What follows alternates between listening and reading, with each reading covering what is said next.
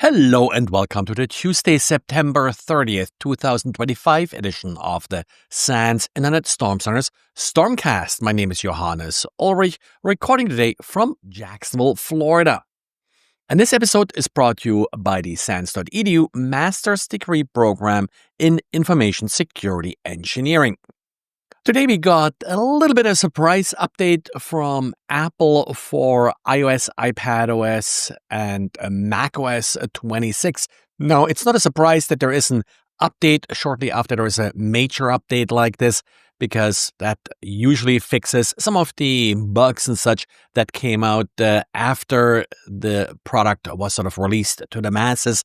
But this time it also fixes an single vulnerability. It's a font parser vulnerability that can lead to unexpected app termination or corrupt process memory. The second part could hint to possible code execution, even though that's not stated like this in the advisory. There is no indication from Apple that this particular vulnerability has already been exploited. Often Microsoft does release sort of these one vulnerability updates for actively exploited vulnerabilities, but I think here it's just that this was sort of one of the issues that came up after 26 was released and now is being patched as a security patch with the functional patches released with this update.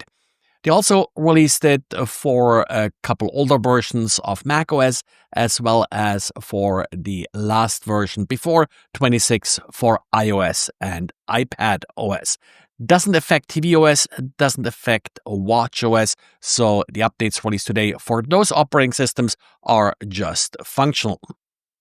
And our honeypots are seeing an increase in scans for a little bit an older Palo Alto Global Protect vulnerability. That's Palo Alto's VPN solution. It exploits CVE 2024-3400. This vulnerability is very easy to exploit and has already been widely exploited. I see this a little bit sort of as a cleaning up kind of scan, looking if there are any unexploited hosts still left out there. Exploitation is pretty straightforward. The vulnerability is really just, a fairly simple issue where the session ID is converted to a file name, no matter, what the session ID actually is, allowing for path traversal and essentially creating arbitrary files. The exploits attempt we're seeing are following very much what the Watchtower, for example, and others have released sort of as sample exploits. It creates a file in the portal images directory. That file is actually not directly readable, but the error code changes if the file was actually written. So it's really more a scan whether or not the system is exploitable. And then there would be a second file that I haven't seen yet in our honeypots because they're not vulnerable at this point, that would then actually contain some kind of web shell or as such and would be updated and uploaded after this system was found to be vulnerable.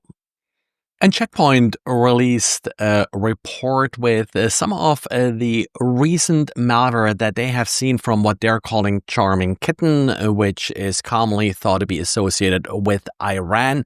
Now, one of the special features here, in addition to sort of using fairly realistic looking login pages for various companies, that they're using malware that actually has valid digital signatures with certificates issued by SSL.com. There's no certificate compromised involved here. It's just that anybody can go to any certificate authority and get a developer certificate to sign code. There's really not much scrutiny here applied to who's getting these certificates. So this is not like a vulnerability or a compromise of a certificate authority. It's just basically how certificates work, that, code that comes signed is not necessarily trustworthy, or the certificate is not necessarily trustworthy unless you have verified who actually sent you this particular piece of software. Well, and that's it for today. Thanks for listening. Thanks for liking and subscribing to this podcast, and talk to you again tomorrow.